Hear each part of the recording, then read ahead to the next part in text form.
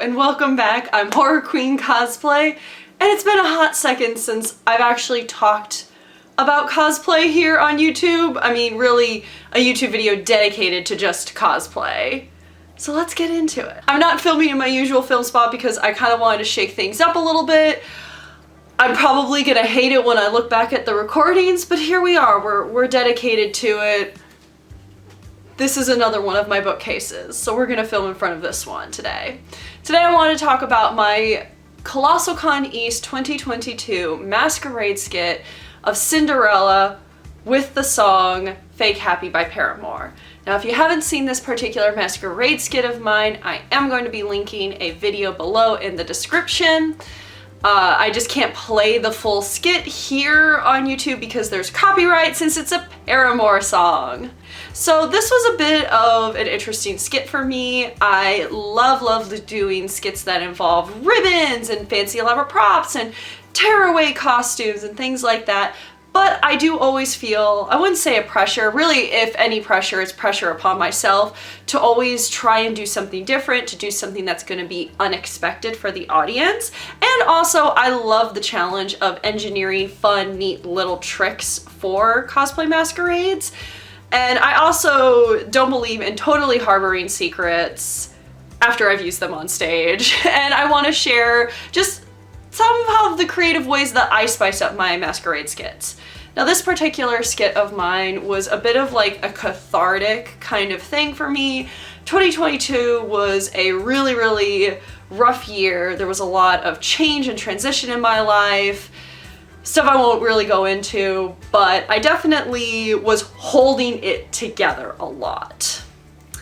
And it was definitely became that mantra of if I just pretend like everything's gonna be okay, if I just say everything's gonna be okay and say that I'm fine and not let on that I had a mental breakdown alone in my kitchen at 1 a.m., then it'll be fine. And kind of sort of the more I said out loud to other people, I'm good, I have a plan, I'm gonna do this, it's gonna be okay, it's gonna be okay, the more it actually started to feel like it was going to be okay. However, I still had a lot of emotions going on, and cosplay is a really great art form that actually, in this case, allowed me to get out a lot of those feelings, channel that stress into a different space, and it just became a really cathartic performance piece for me. The skit starts off with Cinderella's iconic Nightingale song from the original animated film where she's washing the floors and it's all bubbly and she's singing to the bubbles and being a pretty little princess, which is then interrupted by the evil stepmother, voice recording by me, telling her to finish cleaning up so she can help the daughter, the stepsisters with the ball. And that's the cue, the start of the song Fake Happy. And I wanted to kind of have a little bit of joy, Cinderella talking about how hard life is, all that fun stuff. If I keep smiling, maybe you'll believe me, maybe I'll believe my fake smile, that sort of thing. And kind of sort of playing with the bubbles in the water, which it's then interrupted again by the evil stepmother telling her to help the stepsisters get ready for the ball. We clean up the water pieces. I pull out the iconic pink dress that was her mother's that is shredded by the stepsisters, and instead of wearing the dress, I literally tore the dress apart on stage. It was a fake dress, mimicking the evil stepsisters, ripping it on Cinderella, break down into tears on the stage, get back up, smile, and bow. It was a very emotional skit for me, and there were a lot of props involved. I've done ribbon dancing before and other performance pieces, but I still wanted to learn some new moves, and thankfully YouTube is a fantastic place to learn any sort of performance art piece at a basic level. It's how I learned how to do feather burlesque fan dancing for my Miss Kitty Mouse skit from The Great Mouse Detective. Psst, there's another YouTube video I have on my channel talking about that skit, just saying. And in this case, I went and researched how to do some new and different, very specific ribbon dancing skit moves to zhuzh up my skit. Again, ribbon dancing isn't something that works with every single skit, but it definitely makes an impact on the stage. And when you're a solo performer, it's a really great way to utilize the entire stage and make an impact, perform to the back of the audience while still being a solo performer. That's the big thing with performances, is you have to use the whole stage. At least with cosplay masquerades, you have to use the whole stage and make sure your movements are big enough that way people in the back can still enjoy. It just makes for a better overall performance, and if you do care about winning, it will score bigger and better with judges. Sorry for the change in camera, it's probably totally out of focus. My camera battery decided to die, and my autofocus isn't working right now, but I am determined to still make this video right now. So what I was saying about not every single skit really works with a ribbon dance is you still want to try and tell a story. It's cool to just do a ribbon dance, but what else is there? How does it relate to the character's movements, or is it part of telling a story? In this particular case with Cinderella, yes, a ribbon dance was part of it, but it was a way to kind of be playful and showcase her playing with the water. Like, it was more than just doing a ribbon dance. Now, this is the big bucket of props in question. It is totally out of whack and totally disgusting and unorganized right now because I literally haven't touched this since Colossalcon East, so it has been several months. But I wanted to have, obviously, the bucket, the cleaning bucket, but this isn't like your traditional kind of bucket.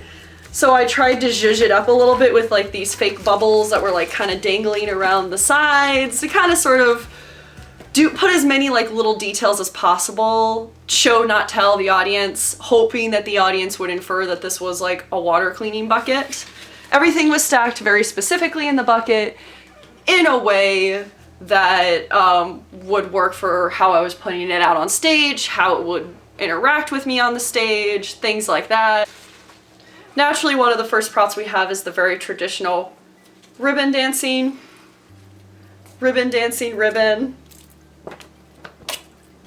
Very specific, very basic. You can get a pack of these on Amazon. This was utilized once during the skit to kind of sort of, woo, do a fun little movement around my head.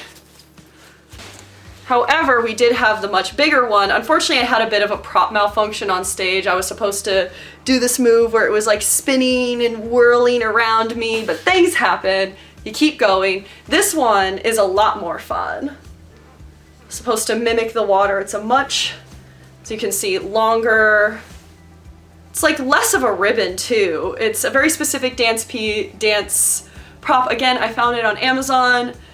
It is a little bit harder to maneuver than the traditional ribbon. It's heavier, it's longer, but I think it really, really brought upon the impact that it needed for the water aspect of the skit. The bucket itself, which was also part of the water skit, literally, we rushed it out and was supposed to have water and ribbons and things plop out of it. It's literally scrap fabric that is fraying, and other little buttons and water pieces, just again, kind of sort of mimicking that ribbon trick of water without it being water, and it's all attached to the bottom of the bucket so that way it would boosh out the way that I wanted it to. Although we did have a bit of, again, a skit malfunction on stage, but you keep going. That's the thing to learn here, is you keep going despite any skit malfunction. But it would arc in a way that I want and be easy for cleanup.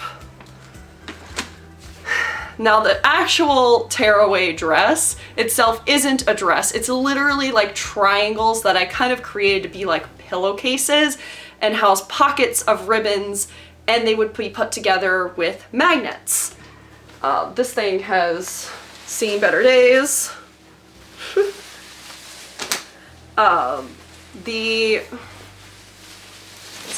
It's so tangled. It's so fraying too, but yeah, the top, there was a sleeve that's somewhere in here somewhere that's supposed to start with the bow magnets.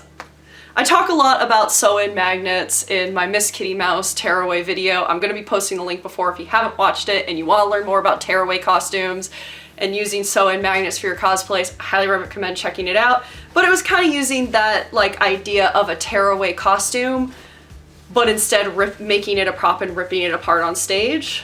So it literally functions with magnets. This was where the sleeve was that got ripped up.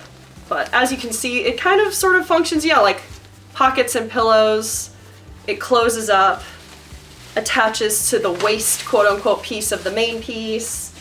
We've got the bottom portion that also ripped apart. So it ripped apart like very dramatically. I went boosh, I went boosh. It was very dramatic, but it was the unexpected.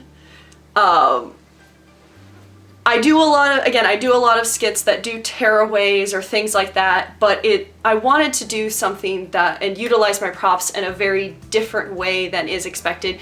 Yes, we're using ribbons. Yes, I'm doing ribbon dancing. Yes, I'm tearing away, doing a tearaway outfit, but done in a different way that is telling a story, that's working with the music, and is something that's emotional to me. I don't particularly enter with my sole intention being winning.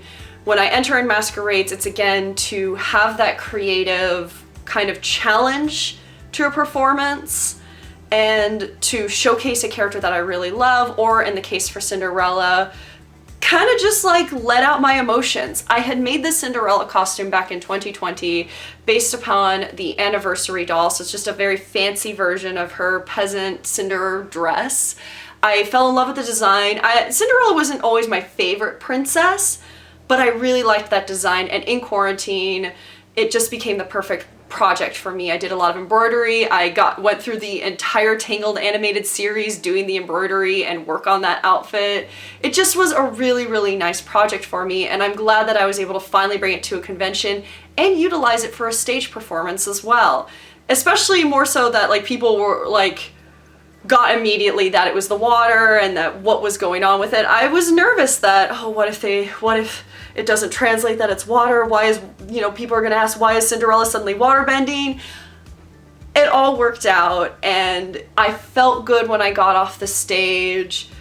I was told by a lot of people that they really liked my skit, and that to me is what matters, is how I feel, and if it makes an impact to somebody else watching. That to me is what really matters the most, and I had a lot of fun with it. As stressed out as I was, I always stress myself out when it comes to masquerades. I can't help it. I channel all of my stress and like become a big old stress anxiety ball, and I have to remind myself, you literally paid money to be upset today. It happens, it's okay. It still was a very meaningful and impactful skit for me, and I'm really proud of it. It's definitely one of, if not my favorite skit I've ever done. Probably, it would definitely be like top 3 easily favorite skits I've ever done, if at least in the top 5. Definitely, yeah, it's well within the top 5. I hate ranking things, but it's easily one of my favorite skits I've ever done. I had a lot of fun with it.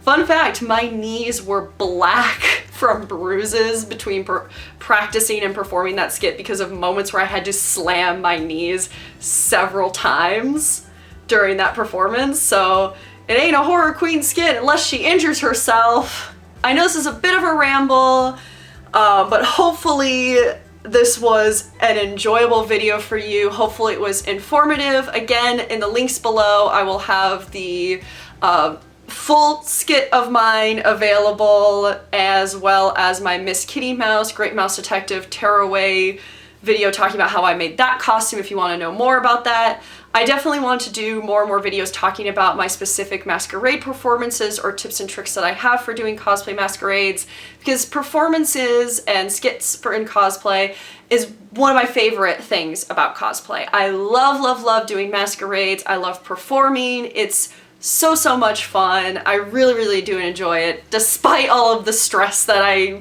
put myself through, it's still one of my favorite things.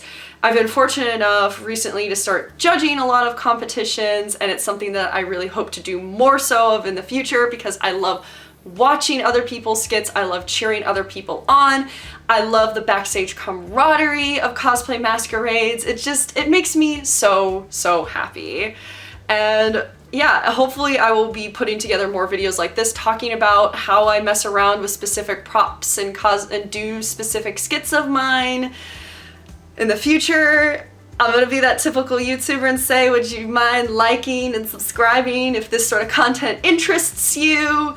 Give a comment if you want me to talk about like a specific way that I do cosplay, or you have a specific cosplay question, or one of my past skits you really want to see me break down. I'm probably going to be talking about my Alice skit from ZenkaiCon 2023 this year next. I'm already knee-deep in the hell that is planning my Colossalcon East 2023 skit, so that one's gonna be a doozy, and I promise I will make a video for that one. Yeah, it's gonna be a time. Either way, thank you so much for watching. Take care. Cat zoomy. Take care. Hopefully I'll see you soon, whether it's for more of my cosplay specific content, or if you want to hang around for some of my video game related videos, that'd be cool too. I also stream on Twitch. Sometimes I'm streaming crafting on Twitch, and I most often talk a lot about cosplay on my Twitch channel. Check it out if that interests you. It would be a super great help and would mean a lot, and yeah, thanks. And hopefully I'll see you on stage at a cosplay masquerade someday. Bye!